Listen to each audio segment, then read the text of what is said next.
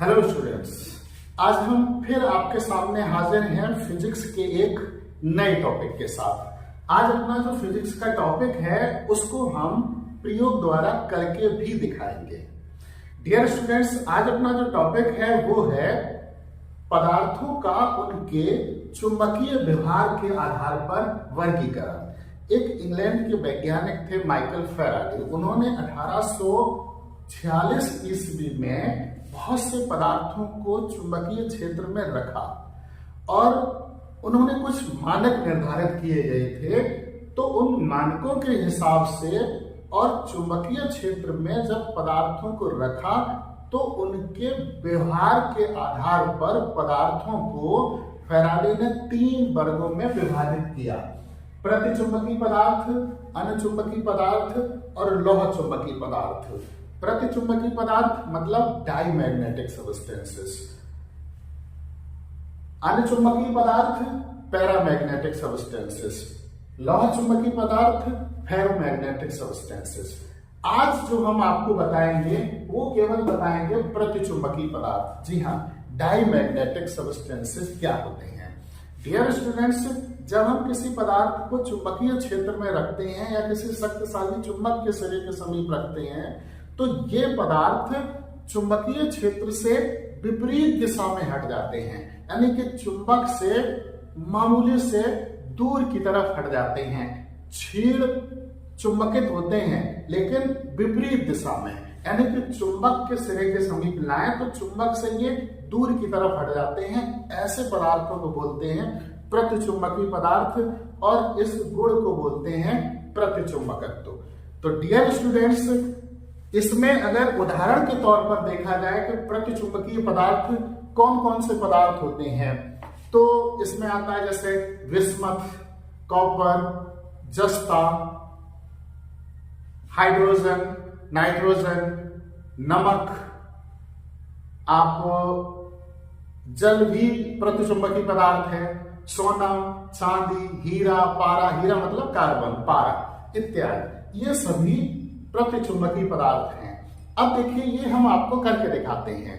ये एक हमने प्लास्टिक का बर्तन लिया है जिसमें पानी भरा हुआ है और ये फर्क नली है, टेस्ट ट्यूब, इसमें हमने नमक भर रखा है और हम टेस्ट करेंगे कि नमक क्या वास्तव में प्रतिचुंबकीय पदार्थ है या नहीं है। और ये हमारे पास है मैग्नेट। तो सबसे पहले हम इसको इसमें इस तरीके से रखते हैं, ऐसे जल के ऊपर। अब आप देखेंगे इसे हम स्थिर करने की कोशिश कर रहे हैं। ये हमने स्थिर किया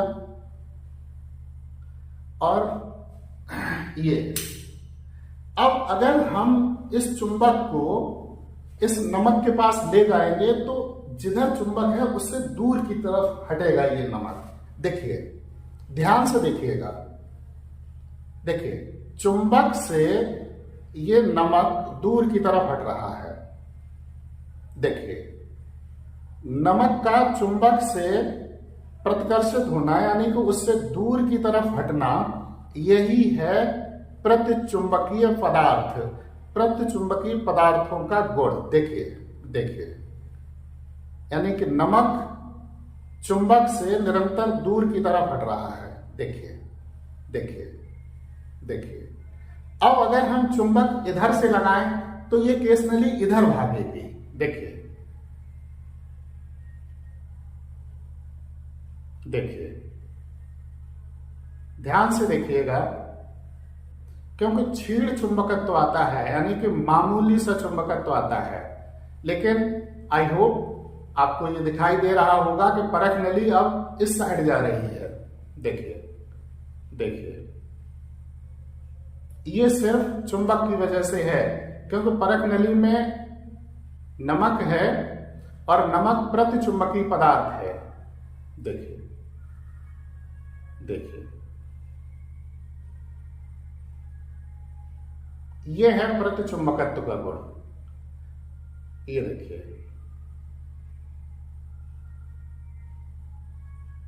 देखिए। अब अगर हम चुंबक इधर से लगाएं तो ये नमक इधर जाएगा। देखना, देखिए अब ये रुक गया है और अब इस साइड चलेगा। देखिए ध्यान से देखिए,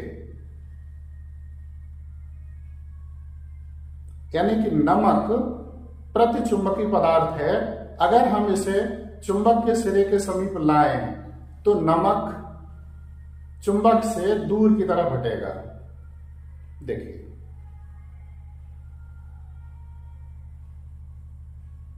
देखिए ध्यान से देखिए,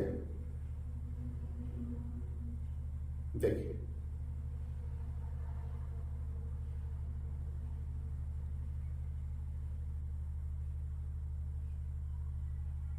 ये है प्रतिचुंबकीय पदार्थ का प्रयोग। आई होप आपको समझ में आया होगा। Thank you.